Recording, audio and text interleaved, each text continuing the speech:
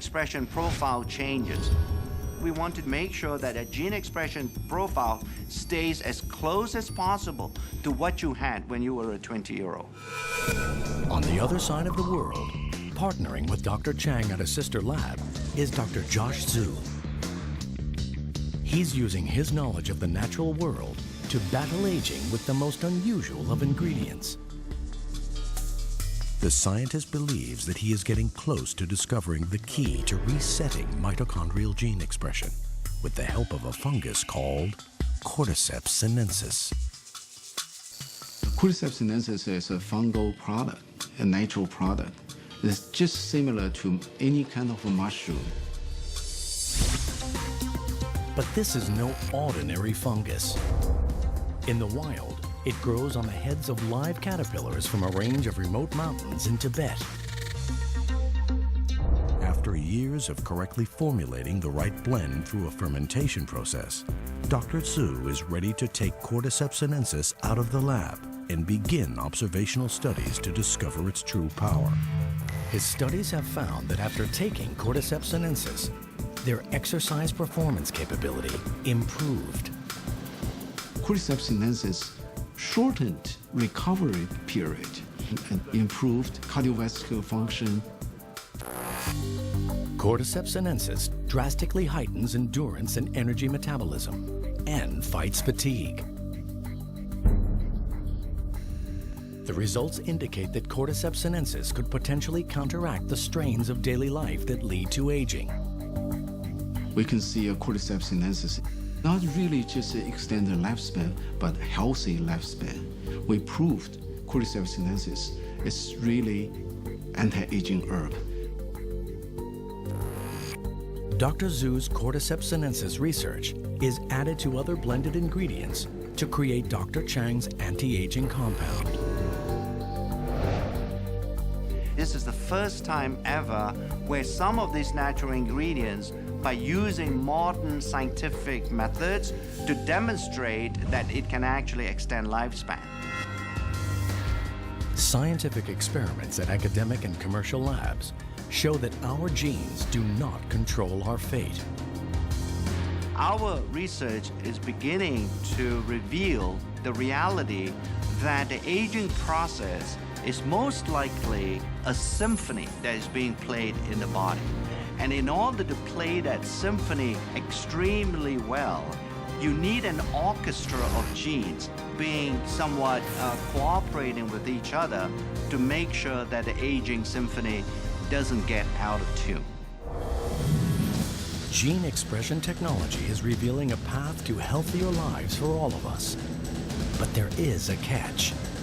With the world swelling to over 7 billion people and many developing severe conditions in their later years, two experts are turning to mankind's closest relatives. And helping them is a tiny technological invention. In the next few decades, the world's aging population will increase like never before. It's a high-risk game with everything to play for. Can the aging process be improved? In private research labs, scientists are now working at the frontier of DNA age research. Dr. Richard Weindruck and Dr. Thomas Prola are using advances in gene expression profiling to discover how nutrients affect aging at a genetic level. There is not a lot of difference from the control. So I would be surprised if there's much of an aging. Dietary restriction has been demonstrated to produce a change in gene expression in a variety of species. When food is scarce, our bodies concentrate on conservation and become more efficient. Dr. Weindruck believes that the key to aging well lies directly in what we eat. Caloric restriction seems to be the most potent dietary intervention to slow not only aging, but really in the quality of life. Dr. Weindruck wants to conduct a long-term study on the effects of caloric restriction on gene expression in humans. But time's not on his side. This experiment would literally take a lifetime.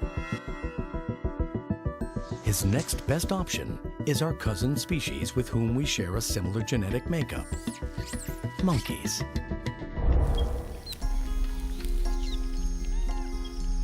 In 1989, 76 healthy rhesus monkeys were divided into two groups.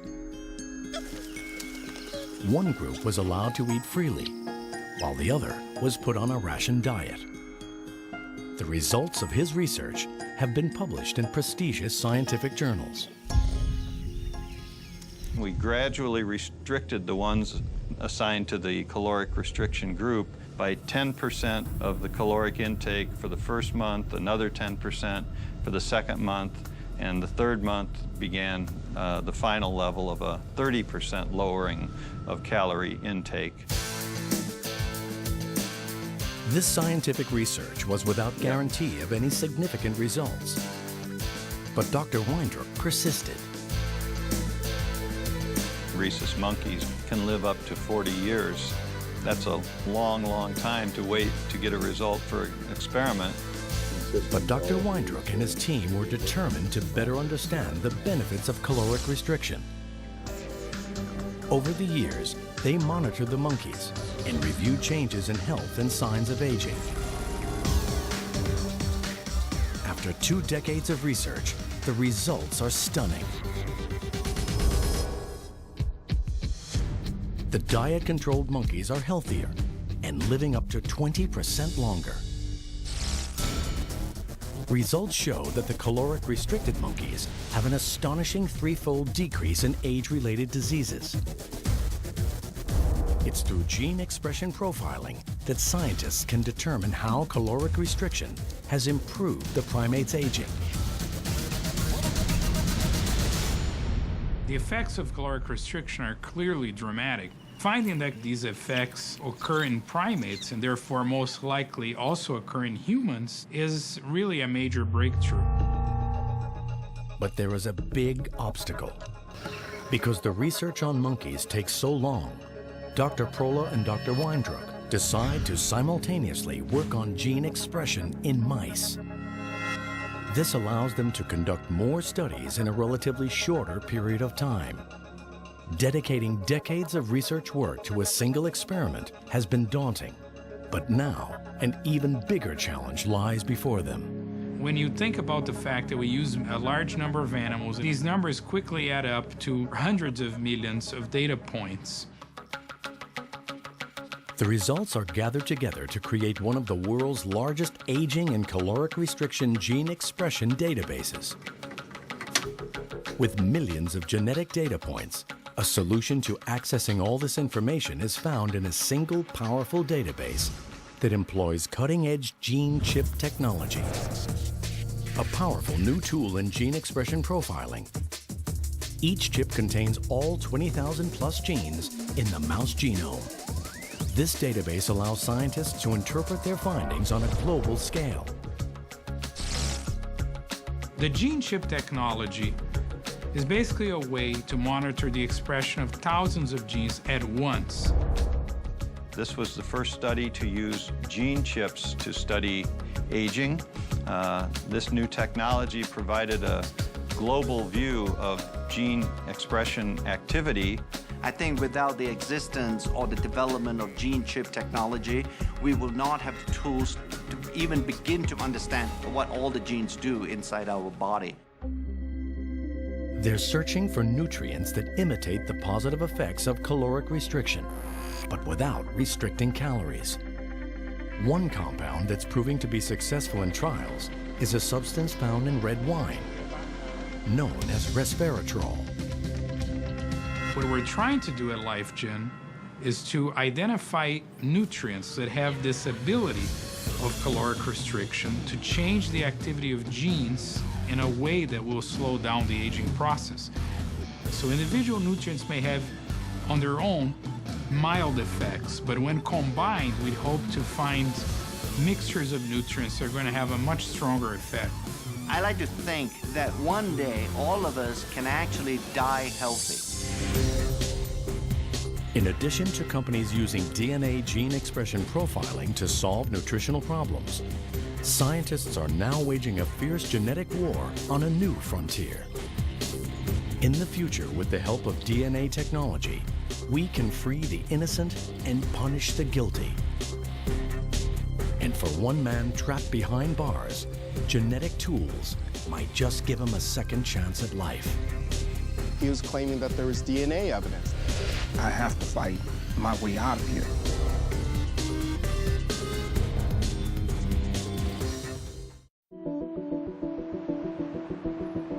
By mapping uncharted areas of our DNA, we are opening up new frontiers for healthier and longer lives.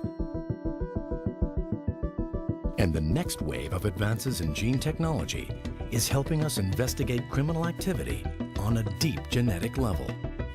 DNA is probably the single greatest advancement in forensic science over the last 20 years. Testing DNA evidence has become supremely important, especially when there are men who may be factually innocent and sitting on death row right now. California, 1986. A woman is seriously assaulted and robbed at gunpoint. A man is charged, found guilty, and sentenced to 47 years in one of America's most dangerous jails. But there is a twist to this heinous crime. The man convicted is called Herman Atkins, and Herman is innocent. And I think about what my father used to always say. You know, he used to always tell us, America has the best justice system in the whole wide world. I threw that notion out immediately. Robbed of his freedom and torn away from his family, Herman goes into a downward spiral. I became very hostile and bitter. I had determined from that point on, okay, I have to fight my way out of here. Herman hears about a legal group. They're called the Innocence Project. The Innocence Project frees the wrongfully convicted. We work on cases through investigation and through testing of old evidence to prove that someone did not commit a crime. Herman sends them a letter. This might be the last chance to clear his name. In his case, he was claiming that there was DNA evidence that could exonerate him. And there, the task was to find the evidence, test it, and see if it matched him or not. The Innocence Project starts to look at the evidence. But it's a long, nerve-wracking wait for Herman. I didn't want to get my hopes up high because I understood that evidence is easily destroyed. For many years, Herman waits, and then, finally, a discovery. The victim's clothes. The human DNA sample is now a decade old. Will it have survived? The key to Herman's fight is in the power of DNA testing. DNA definitely makes our world safer. Over the last decade, we've seen our case growth go up about 800%. So the challenge has been responding to that tremendous pressure for additional testing. Today, there is a new approach to gathering genetic information. There's a genetic diagnostic kit called Global Filer. The new genetic technology is twice as fast as previous kits, and it can even sequence microscopic DNA samples that are decades old. Global Filer is really designed to capture the maximum amount of information from very challenging samples, even those that have been exposed to very harsh environmental conditions. Sunlight, bones that have been buried in the ground. So it's very important for the chemistry to be able to overcome any other environmental contaminants that might be present in the evidence. The DNA is collected, tested, and profiled. The results are all consistent. Herman is innocent. The outcome of Herman's case after the testing proved conclusively that he was not the perpetrator. His reaction was part shock, part unbelievable joy. I think it was something that he waited for 12 long years. He was just so glad that DNA testing had progressed to the point where it could prove he was wrongfully convicted.